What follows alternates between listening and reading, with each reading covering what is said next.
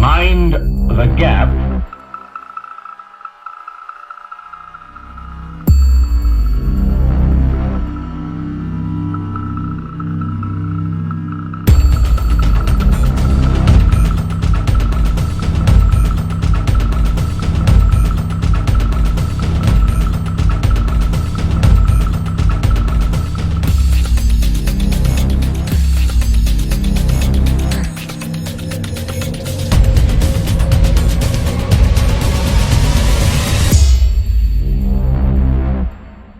Mind the Gap.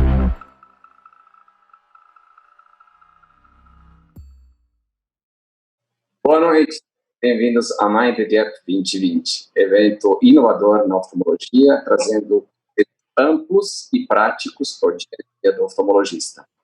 Mind the Gap, cuidado com as falhas no diagnóstico, cuidado com as falhas no tratamento das doenças oftalmológicas, cuidado com o diagnóstico também.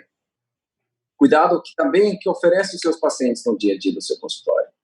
Mind the Gap é um evento que é resultado de uma parceria da OFTA, Indústria Farmacêutica, e Oftalmologia USP. E no seu histórico, Mind the Gap foi realizado em diversas cidades pelo Brasil. Iniciou-se no Congresso da USP em 2017, e depois, em 2018, fomos para Rio de Janeiro, depois para Curitiba, Salvador e Goiânia. Depois, no 2019, foi Porto Alegre, voltamos para o Rio de Janeiro e Recife.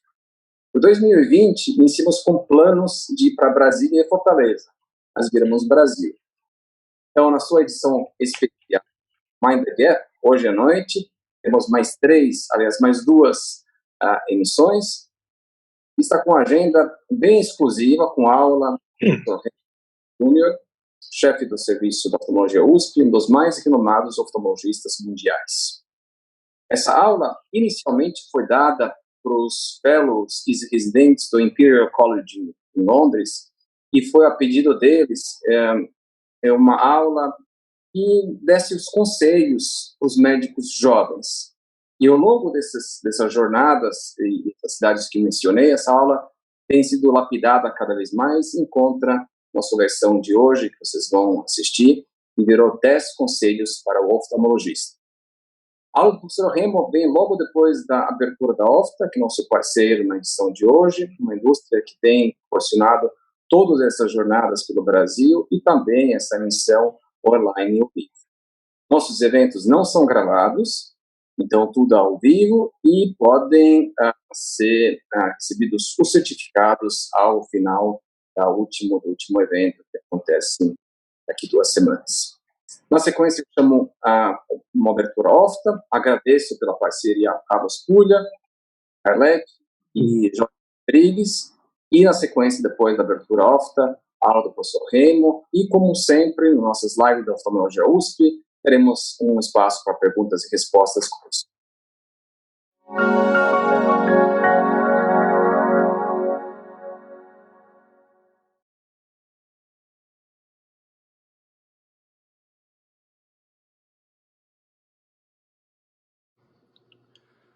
Sejam bem-vindos ao Mind the Gap, um evento com apoio exclusivo da Ofta Vision Health, que traz renomados professores da Faculdade de Medicina da USP para ministrar palestras e realizar interações científicas de alto nível.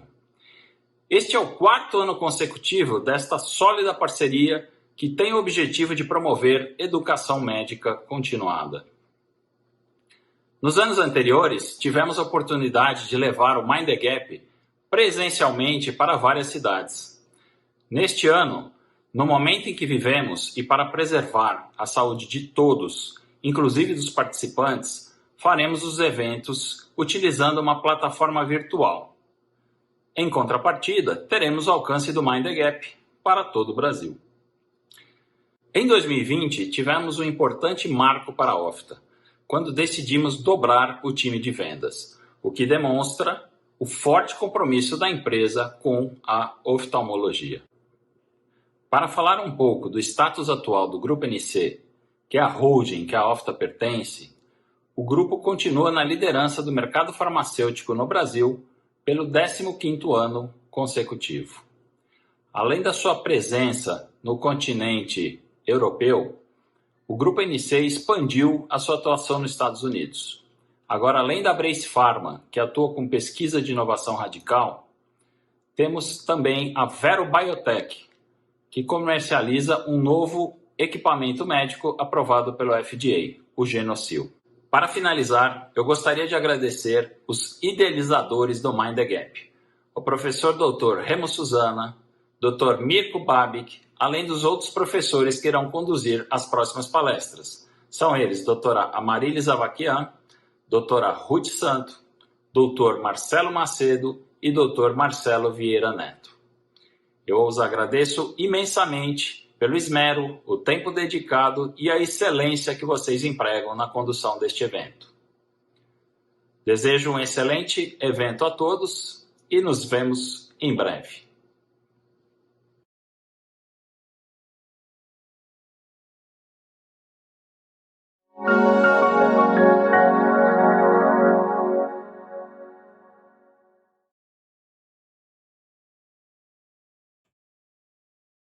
Muito boa noite a todos.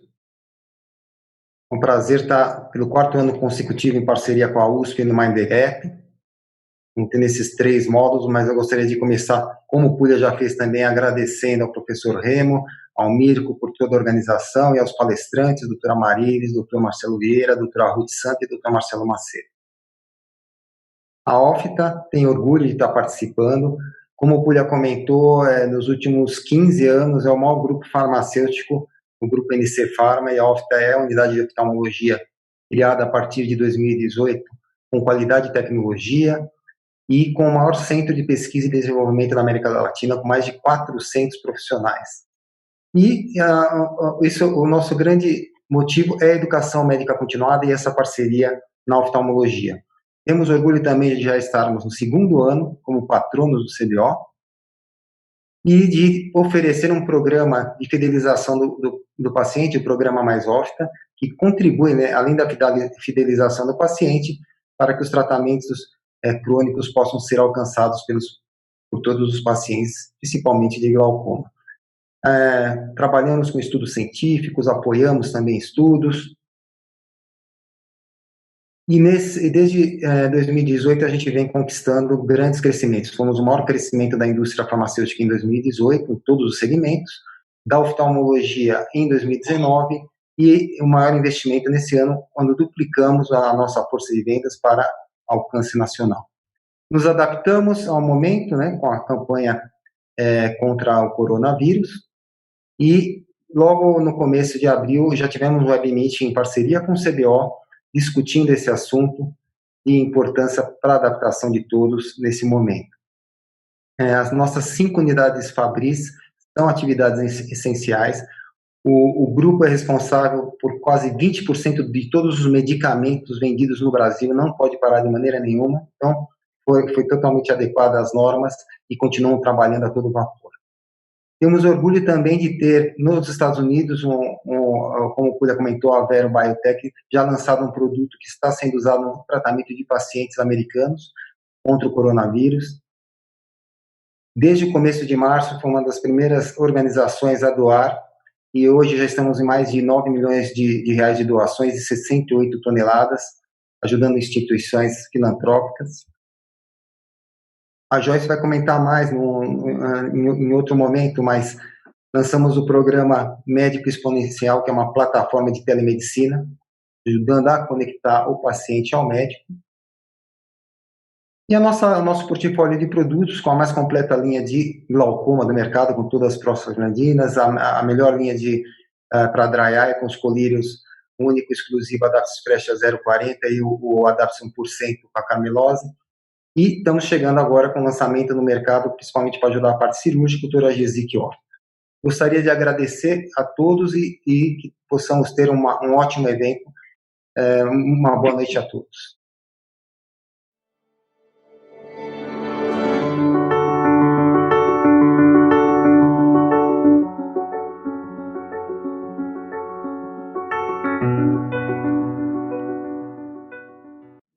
Boa noite a todos, agradeço a presença de vocês.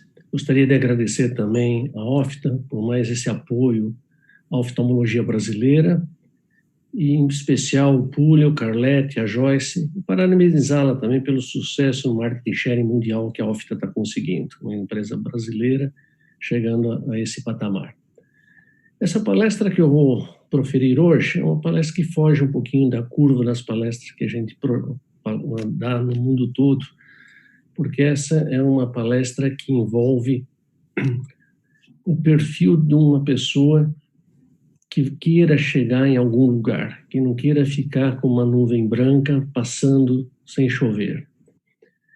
E eu escolhi essa imagem do piano porque ela representa a jornada de vida que as pessoas podem ter. A música que vai surgir desse piano, ou seja, o resultado de uma existência, vai depender da tecla que você escolhe, da pressão que você faz nessa tecla, do tempo que você faz essa pressão, da próxima tecla que você escolher e da harmonia entre elas. Não é muito fácil, mas também não é difícil de se conseguir.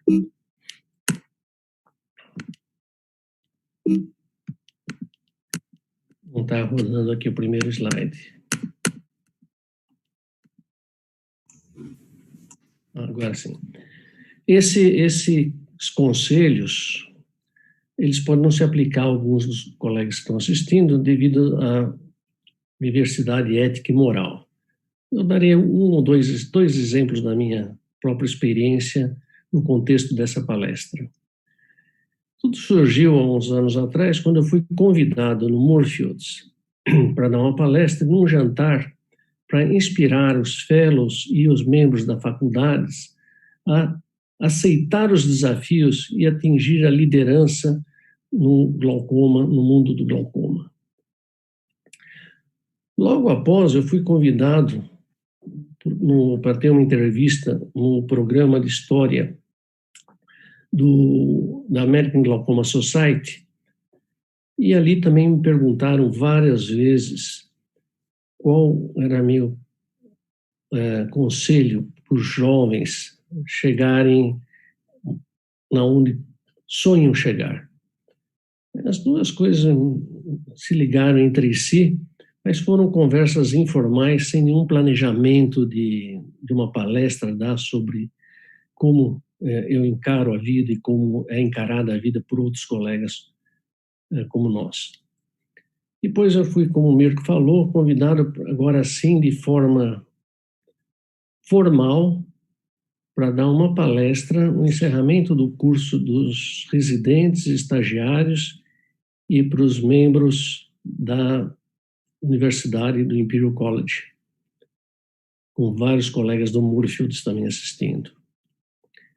Essa palestra parece ter tido um grande sucesso, porque me pediram até para gravar essa palestra e permissão para que ela seja repetida para as novas turmas que se formem lá no Imperial College.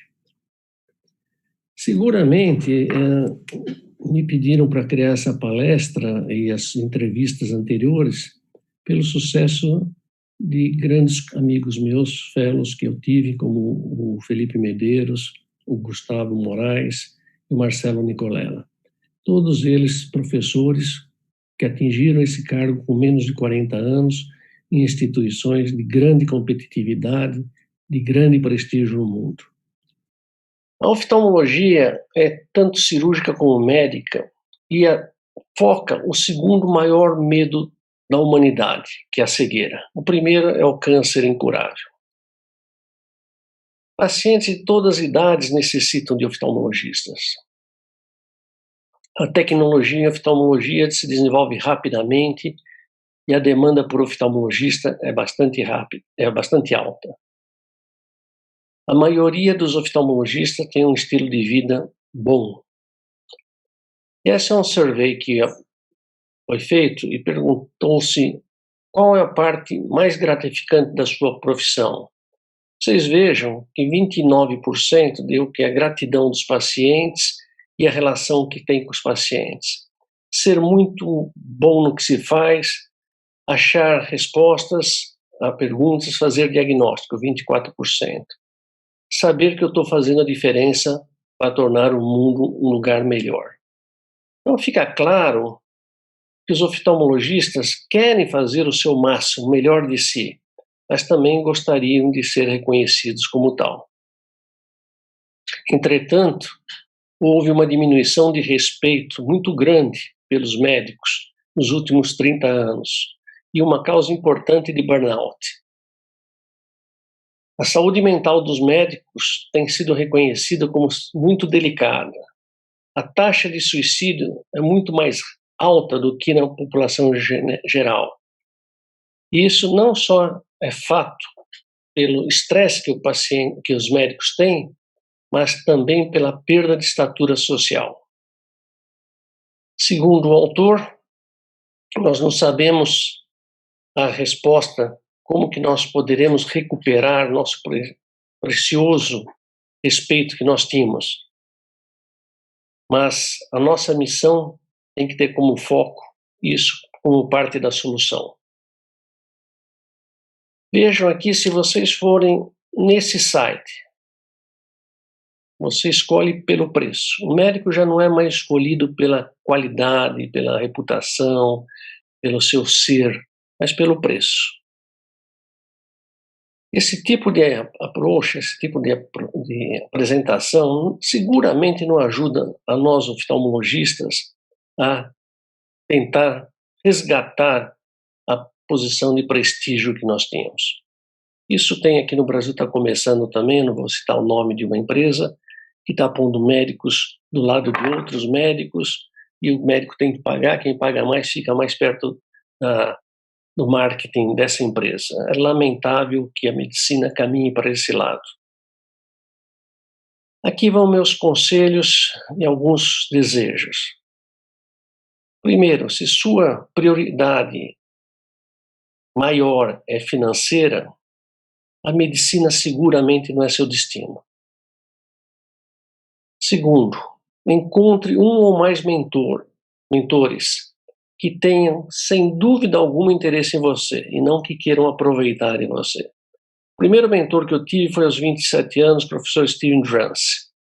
Foi muito interessante, porque eu fiz uma hipótese do efeito deletério do humor aquoso no trabeculado e fui até muito elogiado pelo professor Celso Antônio de Carvalho, na época meu chefe, mas eu gostaria de ter mais opinião sobre isso e verti para o inglês essa minha hipótese e mandei para o professor Steven Drance, que era o autor, o pesquisador que tinha mais publicados no assunto que eu me dediquei.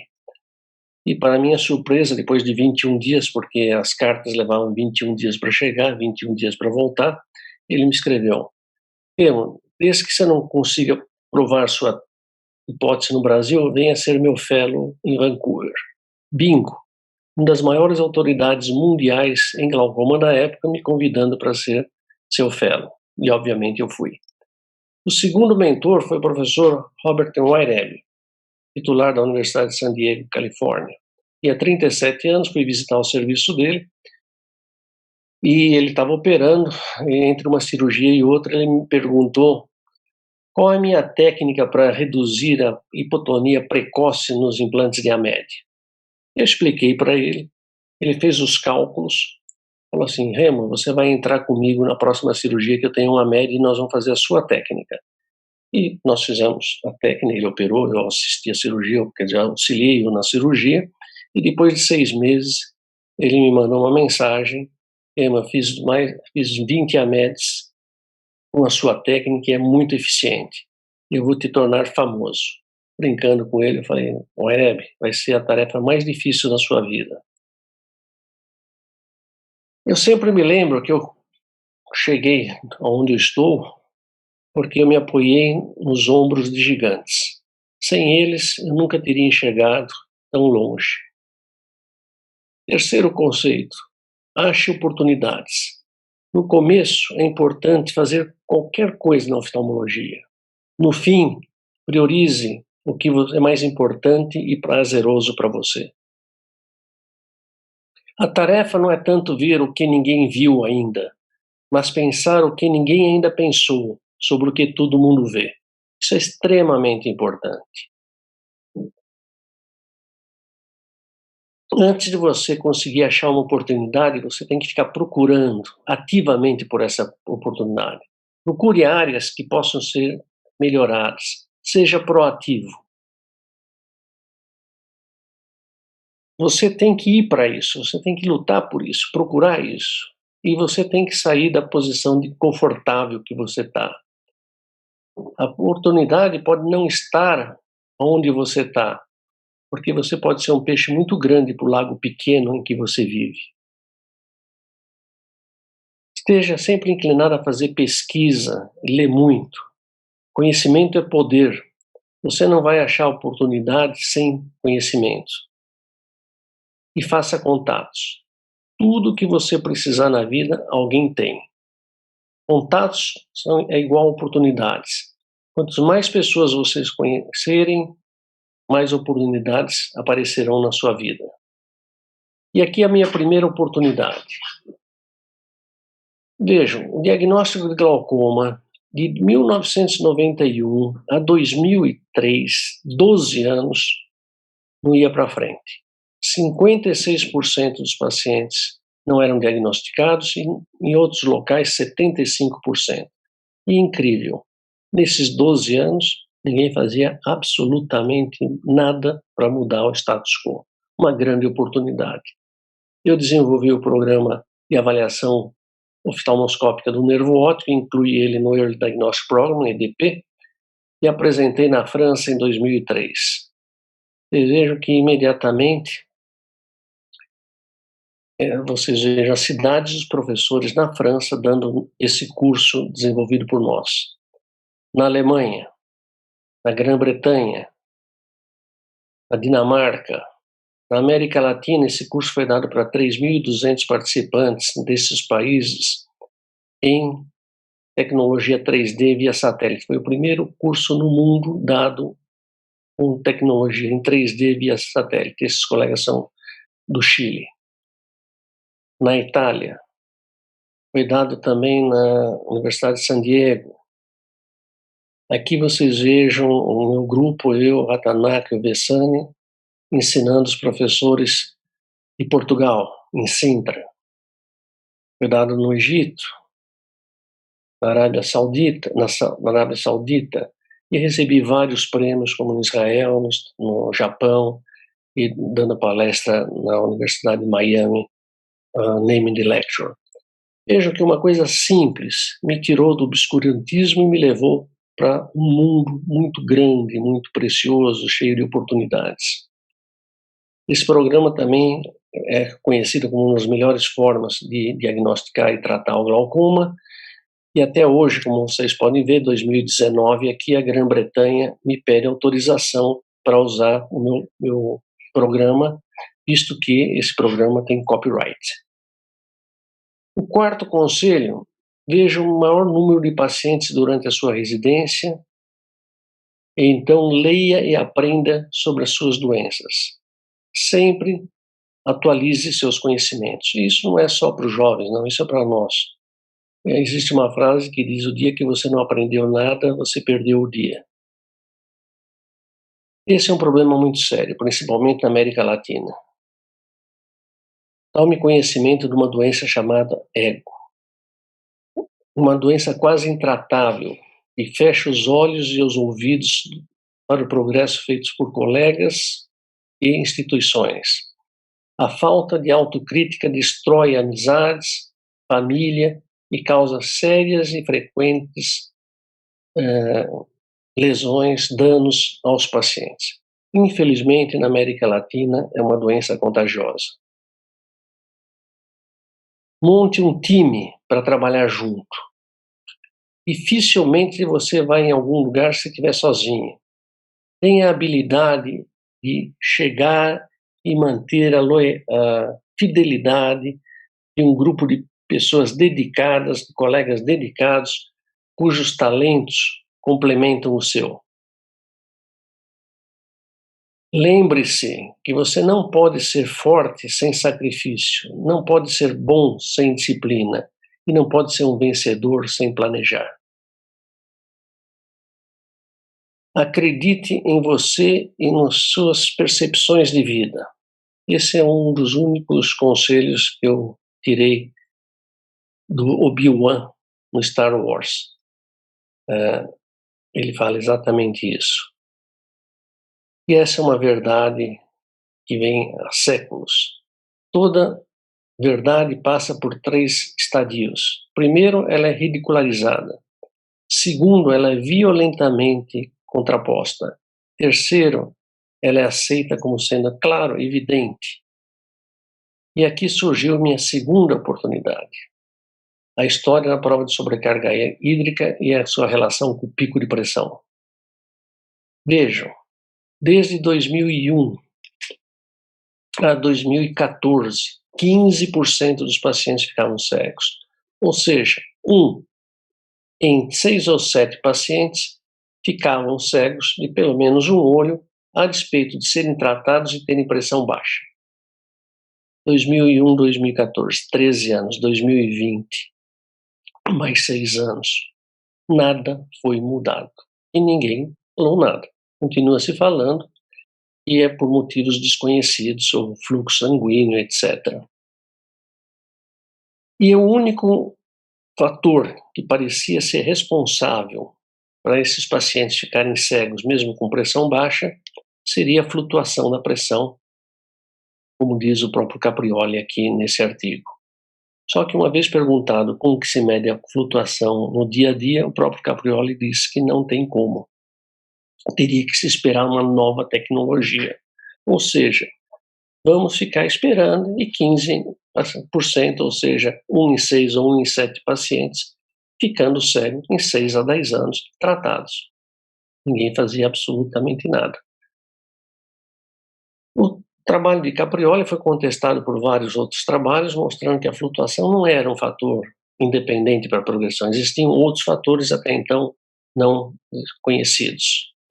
Foi quando começamos a observar a importância do pico pressórico. Vocês vejam que em 1991 Alzheimer chamou atenção, mas em 2002, ou seja, 11 anos depois, nós publicamos um trabalho mostrando a importância do pico. Em seguida, 2005, outro trabalho mostrando a importância do pico. Vejam, 98, 2002, 2005. Mas foi aqui, em 2010, quando o grupo de Nova York resolveu investigar melhor o pico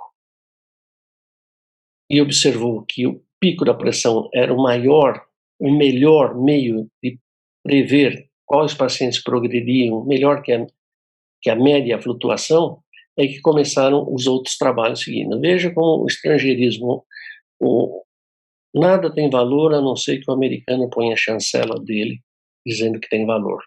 Isso nós precisamos acabar. Vejam aqui que isso foi em 2010, 2 anos depois, já consta a amostra. No mesmo ano, 2002, novo trabalho do Gardner mostrando a mesma coisa. 3 anos depois, o Herden mostrando a mesma coisa em glaucoma de baixa tensão.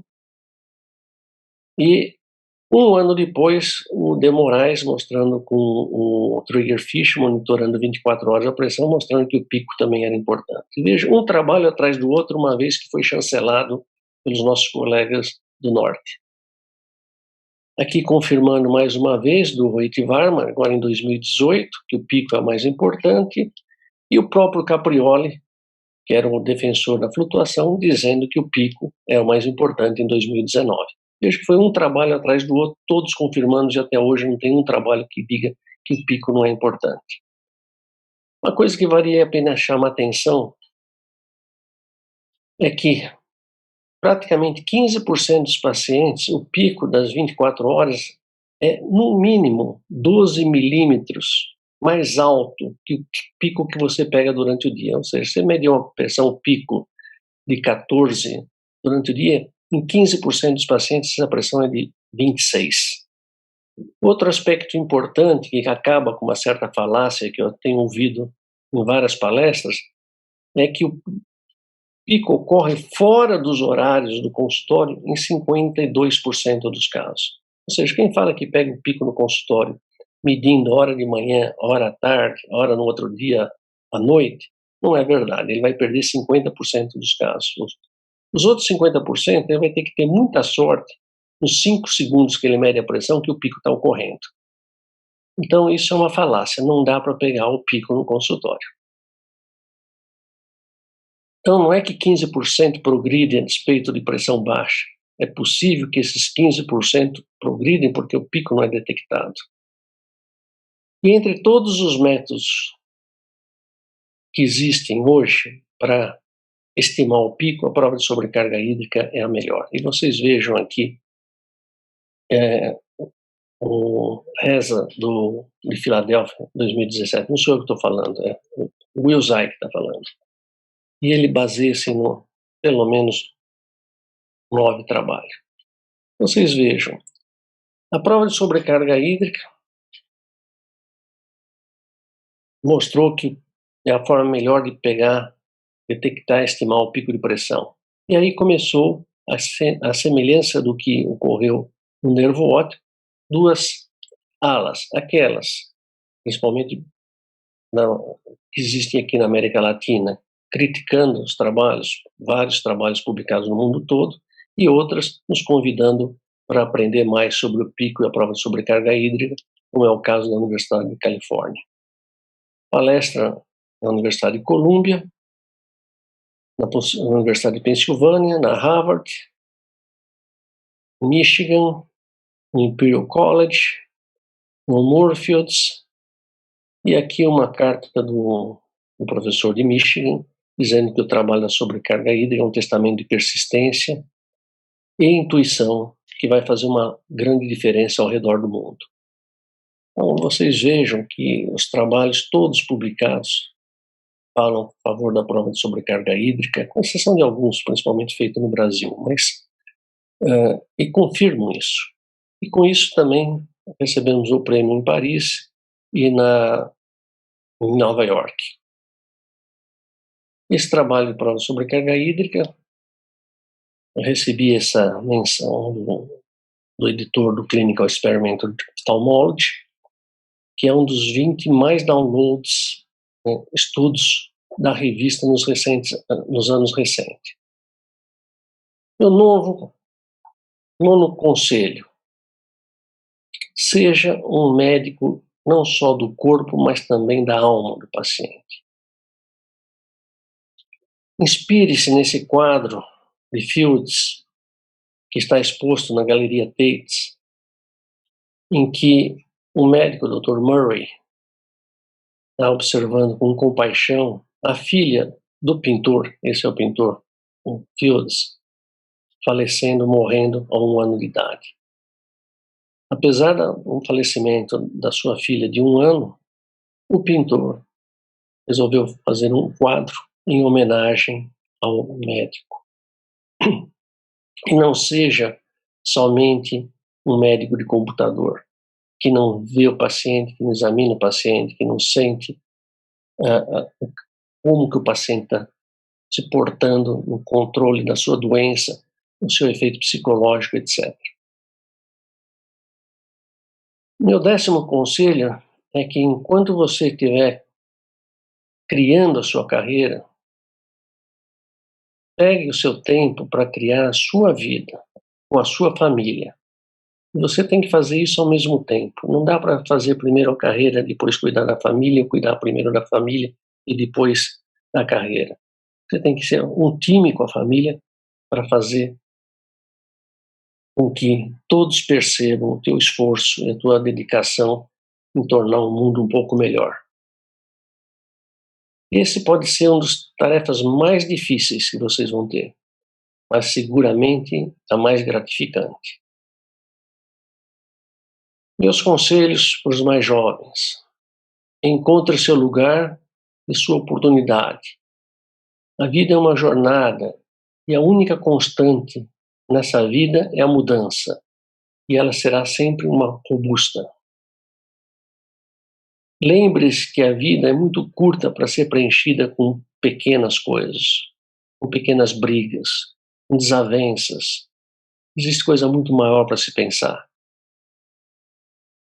Seja o melhor que você é capaz. E espero que vocês nunca negociem uma mesa de jogos sua reputação, seus princípios e sua credibilidade. Muito disso nós vemos toda hora, não só aqui no Brasil como lá fora, para prestigiar cirurgias que não têm o menor valor, mas que beneficiam o médico e a indústria e em quase nada o paciente. Lembre-se sempre que uma boa família não tem preço.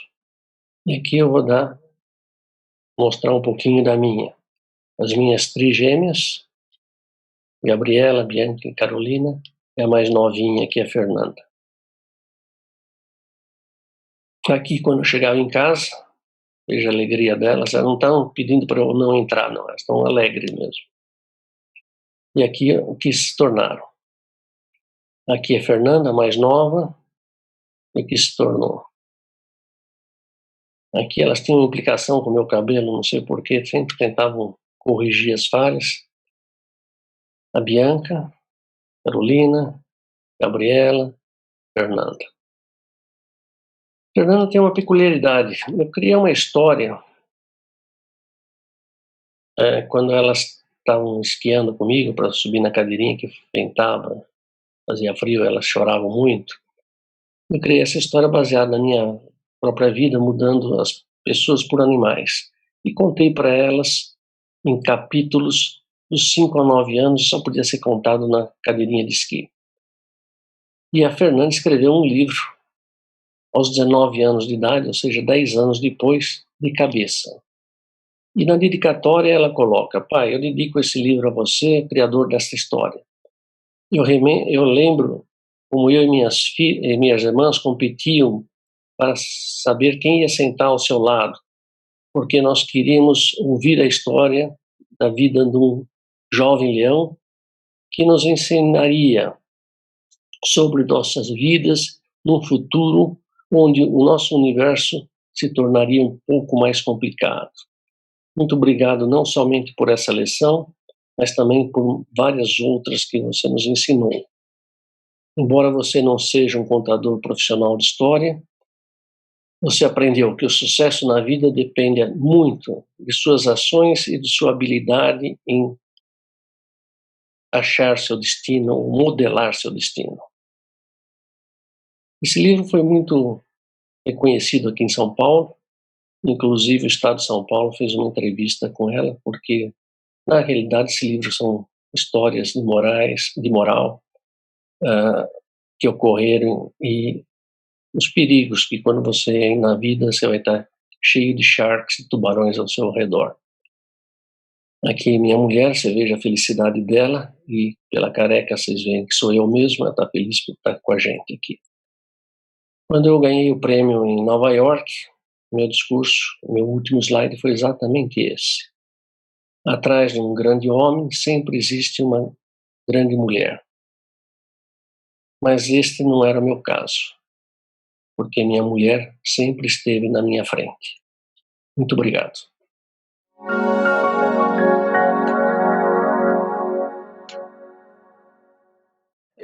Perguntas e respostas. Eu, na verdade, não recebi primeiras perguntas e respostas, recebi a identificação dos nossos colegas que estão lendo o livro do Leãozinho e que seus filhos gostam muito da coruja do Leãozinho. Eu acho que vale a pena o pessoal ler o livro e compartilhar isso com seus filhos.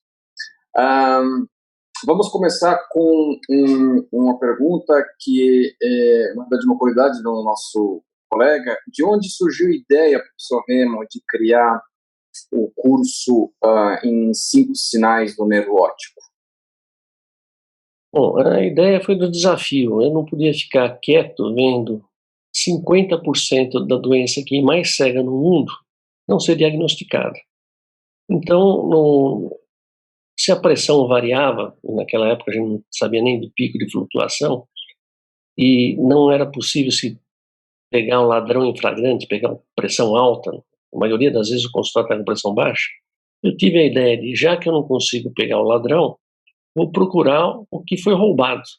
O que foi roubado é um nervo óptico.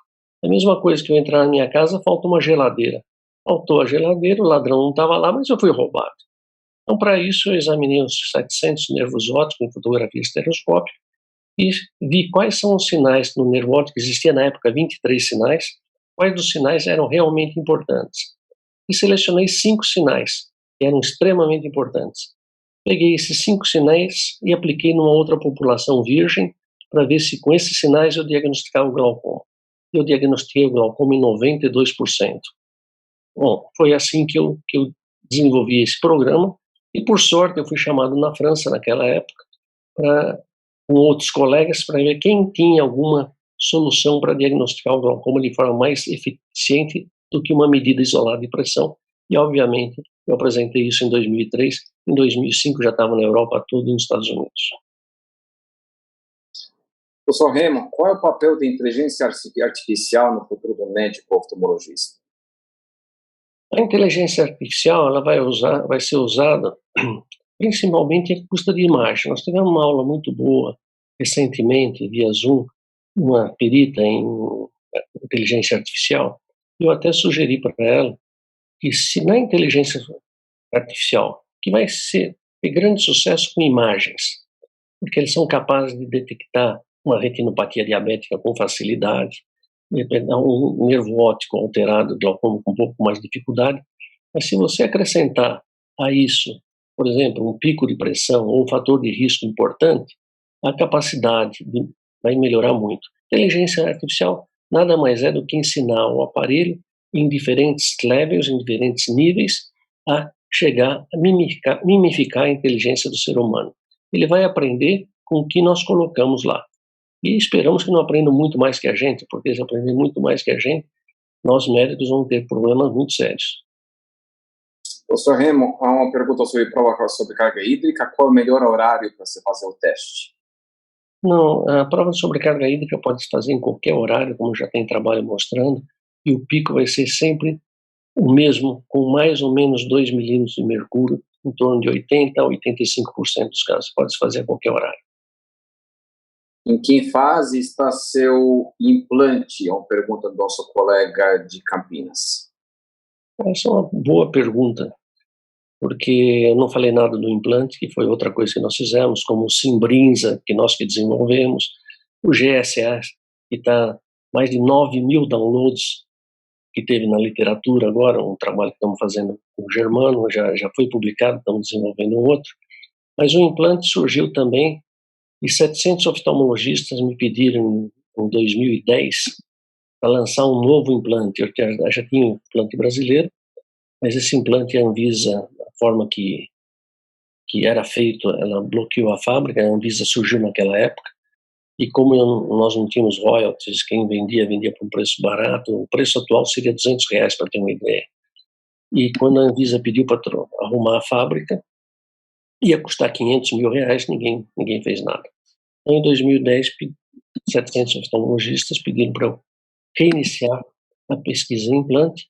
Aliás, é uma coincidência essa pergunta, porque eu vou apresentar um implante de Suzana e dicas ou pérolas em glaucoma, em implantação de tubos na Universidade de New York, na Universidade de Columbia, agora em segunda-feira, para todo o staff de lá. Então, esse implante de 2010 a 2017 foi desenvolvido aqui com uma dificuldade tremenda, porque, infelizmente, o Brasil é complicado, além de indústrias que querem tirar proveito, etc. Mas de 2010 a 2017 foi desenvolvido, foi testado. Em 2017, comecinho de 2018, fevereiro, já foi lançado comercialmente e hoje em dia já tem 2 mil implantes vendidos, de 2018 a 2020. Ele está comercializado e até hoje não tivemos nenhuma reclamação dele. O único trabalho feito mostrou que ele é muito eficiente e as complicações são quase 15 vezes menor que os implantes de Amed e de Barbel. Professor Remo, uma pergunta, depois de tantas aulas e congressos que tem participado lá fora, o que o senhor percebe com maior diferença entre jovens médicos do Brasil e os jovens médicos lá fora? É uma pergunta difícil, viu? É uma pergunta difícil. Eu tive o prazer de conviver muito com principalmente os colegas dos Estados Unidos e de Europa. Como você sabe, fui presidente da Associação Mundial de Glaucoma, diretor da Glaucoma Research Society, membro fundador da Von Graff Society. Participei desse grupo muito intensamente e dei muitas aulas em várias universidades americanas. E o que a gente vê lá é uma gana, uma garra de querer saber, de aprender. Eles se matam para aprender, porque sabem que aquele mundo é muito mais competitivo do que o nosso mundo aqui. Lá, para eles serem elogiados, eles têm que fazer algo grande. Aqui no Brasil, você faz coisas pequenas e já são elogiados, e eu acredito que essa seja uma grande diferença. Outra grande diferença é que os jovens lá são estimulados a crescer. Aqui na América Latina, ao contrário, eu vejo muito isso, eu sou titular da USP, já vi isso anos e anos, não só na minha faculdade, como em outras. O indivíduo começa a crescer, aquela doença mortal do ego dos outros puxa o indivíduo para baixo, em vez de aproveitar a força, o estímulo, a juventude desses para caminhar para frente. Eles simplesmente negam. Você faz um trabalho, o indivíduo nega o trabalho, o indivíduo produz alguma coisa, os outros vão contra. Está na hora do Brasil ser um pouquinho mais inteligente, ser que nem, por exemplo, o americano. Se ele nota que a coisa é boa, ele se junta a essa pessoa e não tenta puxar a pessoa para baixo. Isso eu vejo todo dia, em todo lugar na América Latina. Eu acho que isso é um dos principais pontos. Os jovens, todos os recursos humanos que nós temos, toda essa juventude maravilhosa que nós temos, que está aí para desembrochar, para crescer. Se tivesse mentores que ajudassem a crescer e deixassem crescer até o seu limite, não cortassem esse limite para impedir que, eventualmente, essa pessoa fique melhor que quem está ajudando, o Brasil seria muito melhor. Professor Raymond, uma pergunta do nosso colega de São Paulo. Existe pressão máxima individualizada para cada paciente? Você podia repetir, mesmo que cortou um pouco a voz aqui? Existe pressão máxima individualizada para cada paciente? De glaucoma, acredito. Correto. Vejam, numa das palestras que eu dei, aliás, já dei várias palestras, está no meu livro, existe a pressão-alvo. A pressão-alvo nada mais é do que a pressão individualizada para aquele paciente. Aliás, você me dá uma oportunidade, porque eu estava vendo as perguntas que foram feitas, mais de 500 perguntas quase que foram feitas nesses cursos que nós temos dado, e a maioria pergunta, mas o que eu faço com o pico da prova d'água? A melhor forma de vocês entenderem isso é que o pico da prova d'água é o pico que ocorre no dia. Tem 9 trabalhos mostrando isso.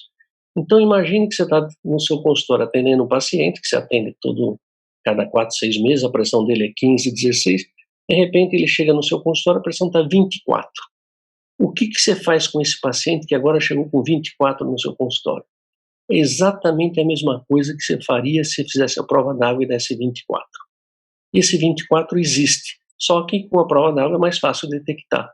Então não tem que pensar o que eu vou fazer com a pressão pico da prova d'água. A pressão pico da prova d'água é a pressão pico que vai ocorrer durante o dia. E você tem que tratar esse paciente da mesma forma que você pegasse esse paciente sem a prova d'água. Só que a prova d'água, como mostrei num dos estudos aí, pega um pico de pressão que durante o dia você não pega. 52% dos picos não são pegos durante o dia.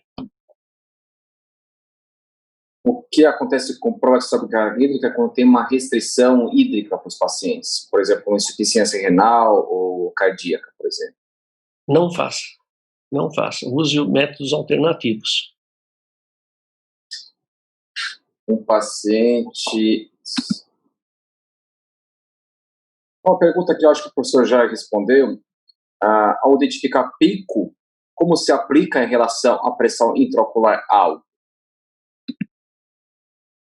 Vamos supor, no meu livro, eu já mostrei também em algumas palestras, que um paciente com um defeito de campo inicial, ou seja, com menos de 6 decibéis de perda, a pressão-alvo para esse indivíduo aceitável, pico, não a pressão medida isolada, que essa não tem a menor valor, porque varia tremendamente, mas a pressão pico é 18. A pressão ideal seria de 16 para baixo, a regra dos 2 milímetros. Ora, se o paciente tem um glaucoma inicial, eu faço a prova de sobrecarga hídrica, o pico é 22, ele está muito acima do pico ideal para ele, que seria 18. É a mesma coisa agora você pensar no dia a dia do consultório.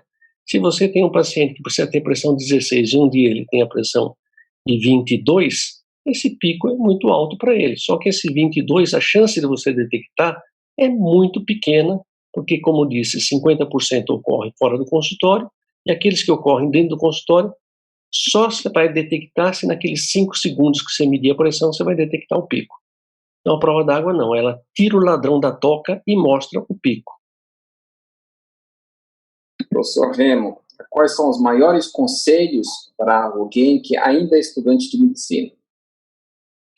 O maior conselho, eu acho que eu vou dar do Obi-Wan. Acredite em você, acredite nos seus feelings e vá em frente, mas sempre arranje 1 ou 2 mentores que já passaram por isso, conhecem a estrada e podem te ensinar a dirigir com mais rapidez.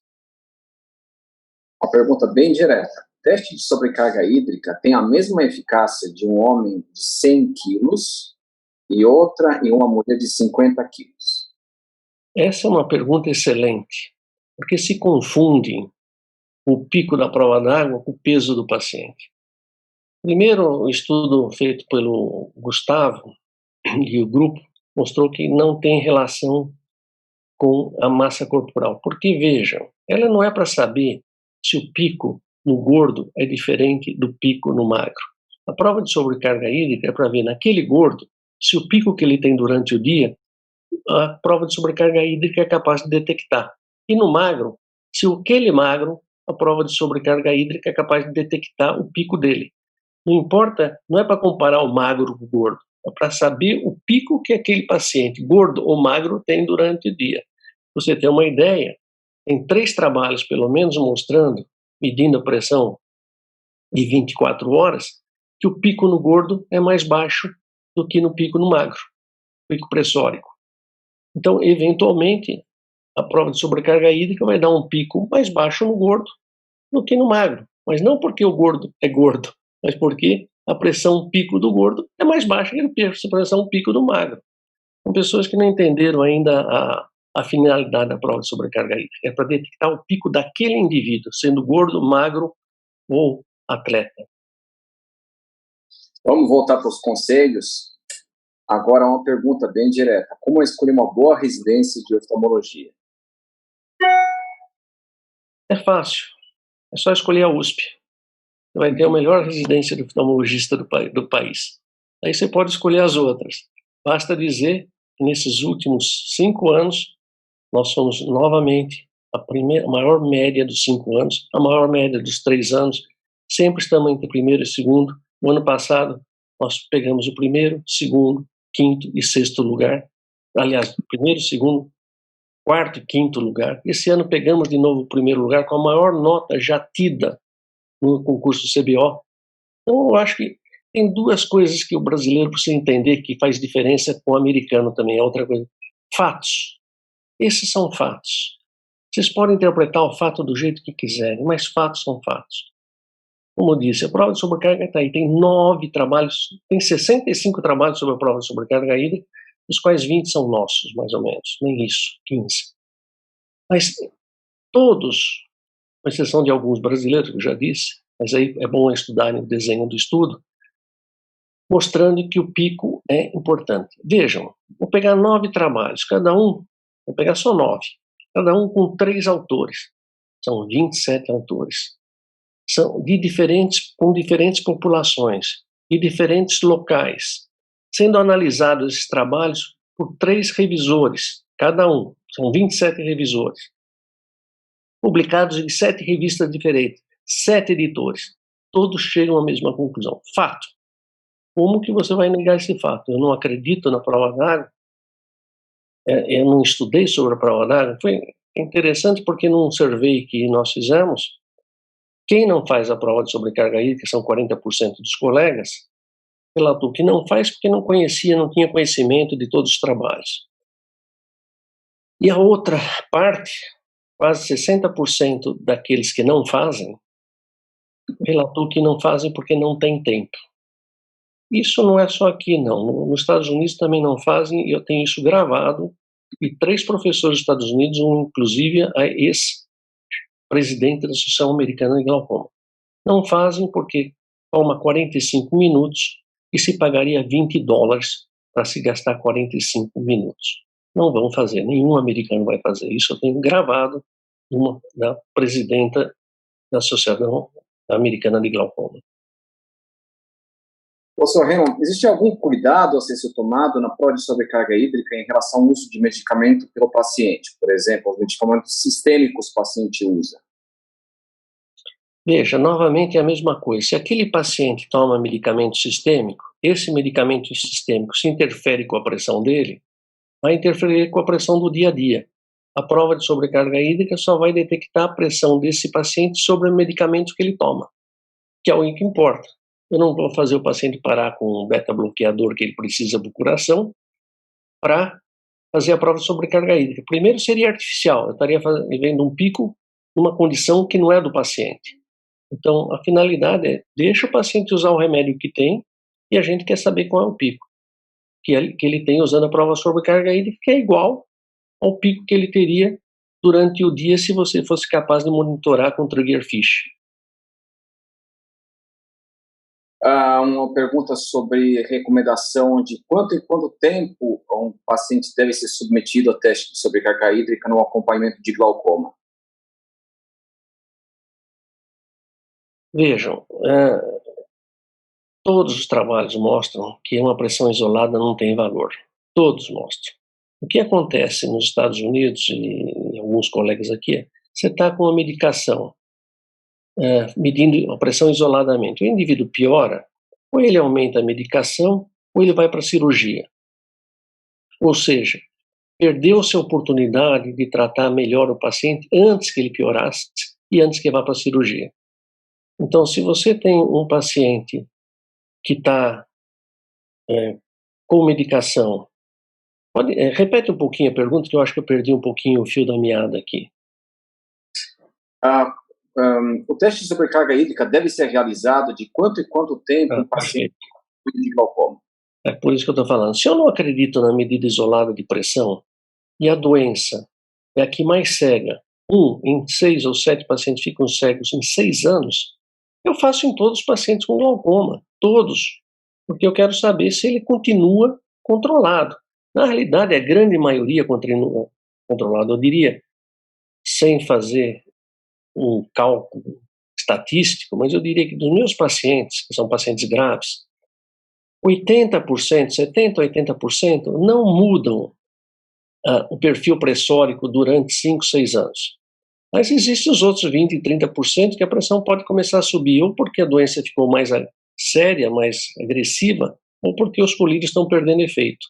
E aí a prova de sobrecarga hídrica é fundamental, porque se o paciente faz uma vez e está bem, faz 2 vezes e está bem, e eu deixo 2, 3 anos sem fazer a prova de sobrecarga hídrica, ele pode ter nesse período um descontrole pressórico que eu não detecto. Agora, se eu detecto, eu troco na hora a medicação, ou acrescento, ou mudo, mas eu intervenho, eu aceito o desafio de consertar esse paciente, controlar a pressão dele antes que ele piore. Porque a hora que ele piora tem 3 aspectos. O dano é irreversível. Segundo, fica mais fácil ele progredir. E terceiro, ele perde uma porção de outras coisas ligadas à visão, como a parte cognitiva, o efeito crowd, mais quedas, mesmo no celular ele perde mais atenção. Ele não só perde a visão. Então a pessoa fala, não, ele está ficando velho por isso, não, ele está ficando velho porque nós deixamos ele perder tanto que não só ele está perdendo a visão, como ele está perdendo outras habilidades mentais que ele tem. Professor Raymond, qual é a quantidade de líquido correta para ser realizada ao teste de sobrecarga hídrica? Esse estudo foi publicado por nós e até recebemos menção honrosa lá da Universidade de Sydney, na Austrália, porque era uma coisa que ninguém decidia. Uns usavam 1000 ml, outros usavam 800 ml e outros usavam 10 ml por quilo de peso. Nós mostramos que 800 ml é igual a 1000 ml. Ele atinge o ceiling effect, o efeito teto, é a pressão pico, aquela que é reprodutível porque chegou no teto. O 10 ml por quilo, ele dá um pico também, mas dá um pico abaixo do teto. E, portanto, a gente não pode saber se é reprodutível, porque a gente não sabe se existe algo mais que isso. Isso me lembra também o trabalho da Dani Schmeier, da Nova Zelândia, que fez 600 ml, e ela mostrou que é insuficiente. Então, o valor ideal é 800 ml. É claro que se você tiver uma paciente que por algum motivo não consiga tomar 800 ml de água, ou seja, 4 copinhos daquele de plástico, em 5 a 6 a 8 minutos, ela pode tomar por quilo de peso, você vai ter um pico também, melhor do que uma medida isolada, mas você não vai ter a certeza que é reprodutível nem que é o pico máximo, mas você vai ter a ideia não só da instabilidade da pressão desse paciente, por exemplo, o paciente está com 12 vai para 24, é instável. Durante o dia essa pressão deve variar tremendamente. De um paciente que de 12 vai para 14. Um outro trabalho que nós estamos acabando, já estamos para publicar, é que não é só o pico que é importante, a magnitude do pico, mas a duração do pico. O indivíduo que, por exemplo, tem o pico aos 15 minutos e a pressão cai aos 30, ele tem um sistema de drenagem muito bom. Ele teve, não tão bom, mas teve o pico e conseguiu resolver e baixar a pressão. Agora, o indivíduo que tem o pico aos 15, a pressão continua subindo aos 30, continua subindo, ficando aos 45, esse olho não tem habilidade de baixar a pressão. Então ele vai ficar mais tempo com um efeito deletério, porque, como disse mais uma vez, o pico que o indivíduo tem na prova d'água é o pico que ele tem durante o dia. A duração do pico na prova d'água revela a duração do pico mínima que ele vai ter durante o dia. Dr. Hermann, falando em pico, todos os pacientes que têm pico progridem? Essa é uma outra pergunta que me fizeram, até um professor de uma outra faculdade. Não, eu tenho pico. Minha pressão é 13, vai a 17 e depois baixa para 14 de novo, 13, 14. Todo mundo tem pico. O pico é a pressão que o indivíduo tem máxima durante o dia. E ela tem que ser colocada, a sua relevância tem com a pressão-alvo desse paciente. Por exemplo, eu tenho um paciente que tem 26 de pressão no pico e tem um nervo óptico saudável, normal. Ora, conforme a idade dele, eu só vou seguir esse paciente, porque esse pico não fez absolutamente nada para ele. Claro que eu vou seguir mais de perto, e se ele tiver outros fatores de risco, talvez eu até trate. Agora, um paciente que tem uma lesão severa de glaucoma, que o pico deveria ser de 14 para baixo, tem 16, eu vou tratar esse paciente. O pico isolado, ele tem com nenhuma medida de pressão que ocorre durante o dia. Ele só tem significância clínica frente ao estadio da doença do paciente. Uma pergunta de Juiz de Fora: qual é o conselho para o médico oftalmologista para esse momento de pandemia e de grande recessão econômica? Pense em melhorar o mundo. Você tem todo o tempo para isso. Pense para melhorar a sua vida. Estabeleça critérios e metas para o seu futuro. Não existe oportunidade melhor na tua vida do que você estar recluso, vendo quão frágil nós somos perante esse mundo e quanto ainda nós temos com a juventude que você tem e eu não mais, nós temos para ajudar o próximo e dedicar a nossa vida não só ao próximo, mas a nós mesmos e a nossa família. Vamos a mais uma de conselho. Agora um residente está pedindo um conselho para o início de residência. Qual é seu conselho? Está virando um coach. Qual é o início? A pergunta, aliás, o pedido é qual é seu conselho para o início de uma residência de oftalmologia? O início de uma residência?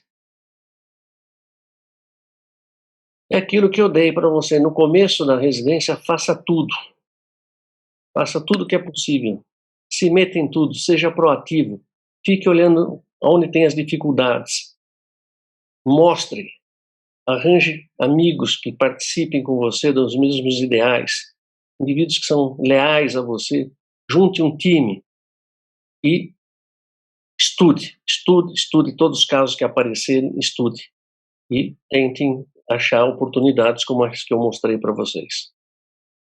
Uma pergunta de Bauru sobre fraude sobre a cadeira hídrica em crianças. Há estudos? Não, não há estudo nenhum, não tenho a menor ideia do que ocorre em criança. Mais uma sobre estudos de prova sobrecarga hídrica, agora sobrecarga hídrica e o laser SLT. Tem 2 estudos que eu me lembro do SLT, feito inclusive pelo grupo do Wilshire, da Filadélfia. E ele mostra que realmente baixa a pressão. Ele baixa a pressão, ele evita o pico e a recuperação é mais rápida. Mas não foi um estudo comparado com, por exemplo, prostaglandina, para saber qual seria mais eficiente no pico na prova de sobrecarga hídrica. A pesquisa do Gelman, que fez não foi com o SLT, foi com o laser de argônio, ele baixou a pressão e perguntou para o paciente qual droga que você queria tirar.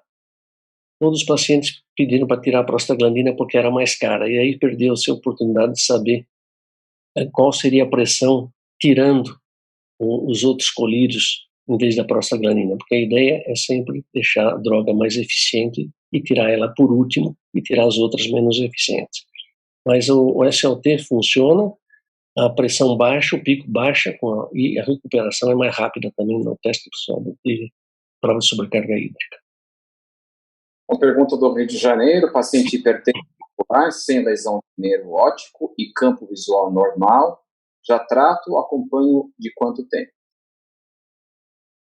Veja, se esse indivíduo tem campo normal, nervo normal, qualquer que seja o pico dele, não está fazendo nada.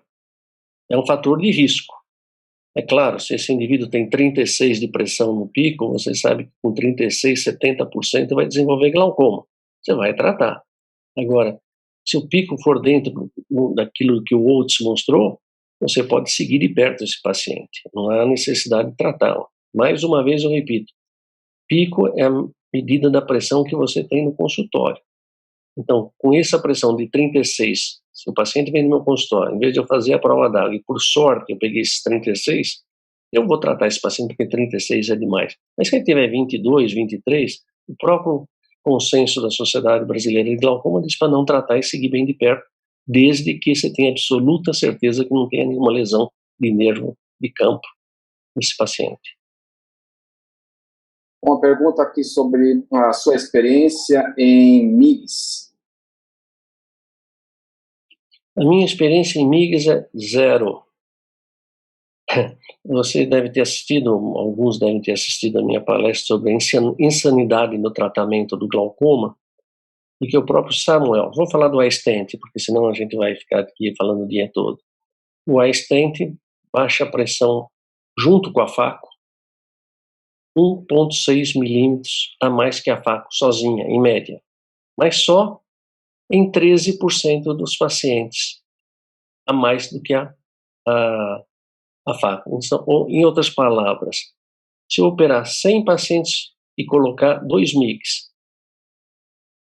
e fazer a FACO em outros 100 pacientes, a diferença vai ser somente em 13 pacientes. E essa diferença vai ser de 1,6 milímetros de mercúrio. Ou seja, é a forma mais cara e mais arriscada de baixar a pressão por milímetro de mercúrio. É um risco, e não venham me dizer que não tem complicação, porque quem foi na Academia Americana viu os nightmares, pesadelos com os MIGs, e acontece, toda vez que você entra dentro do olho, sempre existe risco. Qualquer que seja, existe o risco. E para baixar 1,6 milímetros em média em relação a FACO sozinho, não é interessante você pôr em risco esses pacientes. Aliás, eu perguntei para o Jeffrey Lieberman e falou: MIGS é excelente para o médico, porque para o paciente não é. Dificilmente alguém pensaria em pôr 2 MIGs, 2 pininhos de titânio dentro do olho para ter esse resultado pressórico. Uma pergunta ao nosso colega de Manaus sobre o tipo de tonômetro e interferência no resultado da prova de sobrecarga hídrica. Não tem. Desde que o tonômetro seja reprodutível, que ele dê medidas corretas e repetidas, você pode usar qualquer tonômetro que meça acuradamente a pressão. Pergunta de Palmas: prova de sobrecarga hídrica isolada é suficiente para aumentar a quantidade de colírios ou mudar a conduta no tratamento de paciente com glaucoma? É novamente aquilo que eu disse anteriormente. Depende da pressão-alvo desse paciente. Eu recomendo fortemente que vocês leiam o livro, não tiram um xerox, da pressão-alvo. Porque, como eu disse, se o paciente chega, a pressão-alvo dele é 12 e o pico vai a 24, eu tenho obrigatoriamente que baixar essa pressão. Ou eu substituo o colírio, ou adiciono o colírio, ou mesmo vou para a cirurgia. Porque se o paciente tiver um campo tubular e ele me chega com pressão de 10, como aquele caso de Nova York, que eu apresentei, está no livro, e a pressão vai para 32, os próprios colegas de Nova York operaram ele imediatamente, fazendo a prova de sobrecarga hídrica.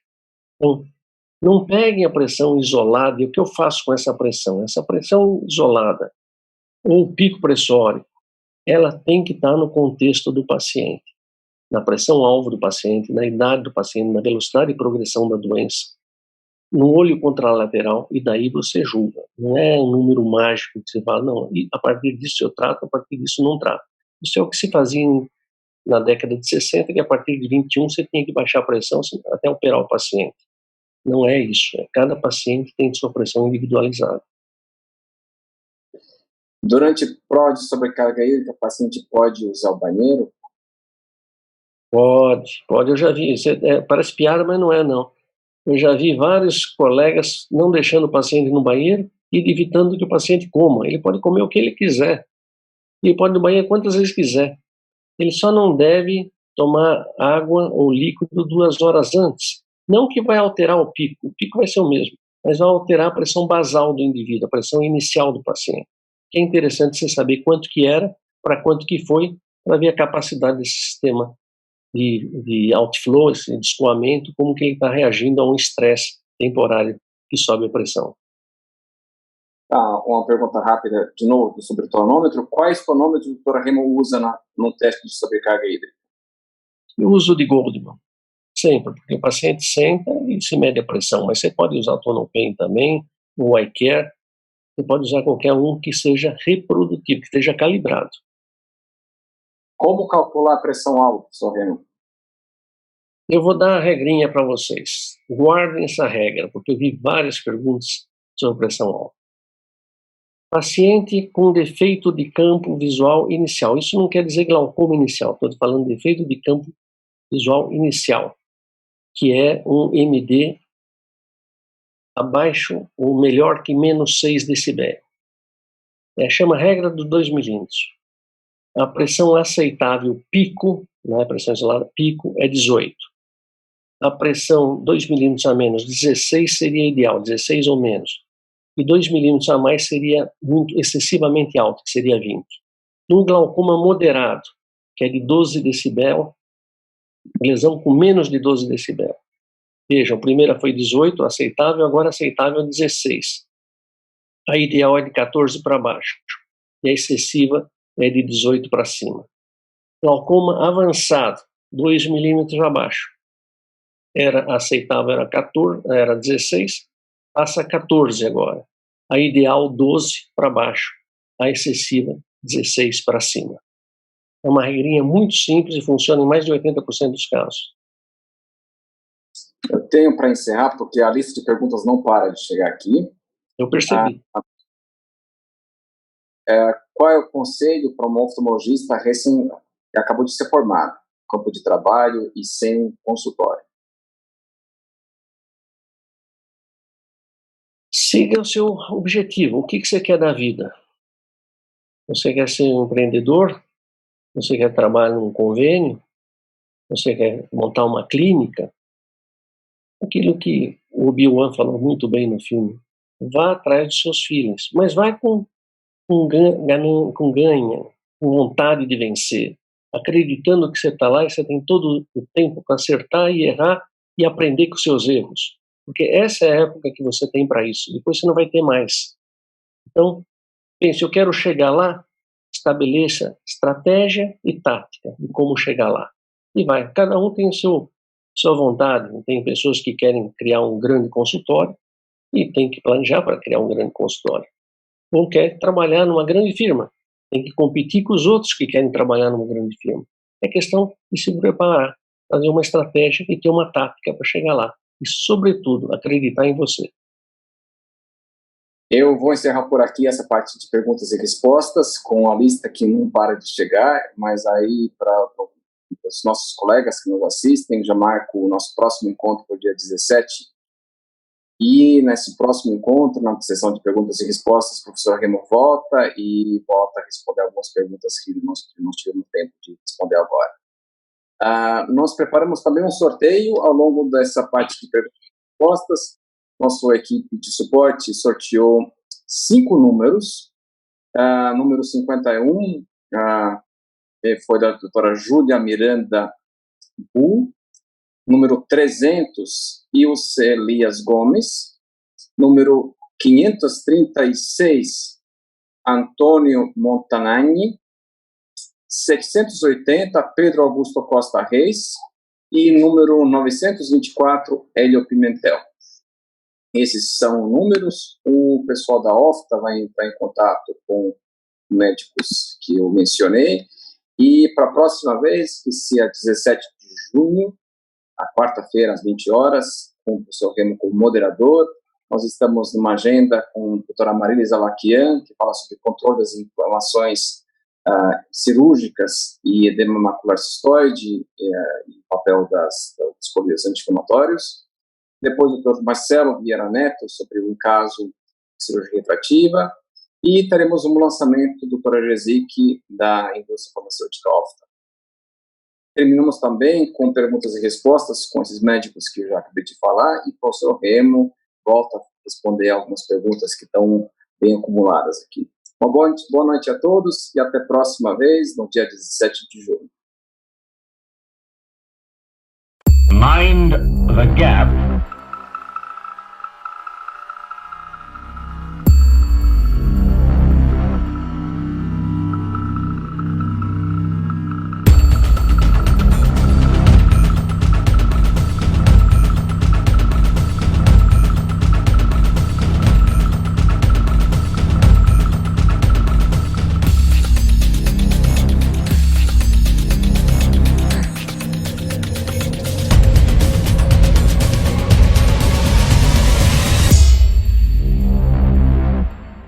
Mind the gap.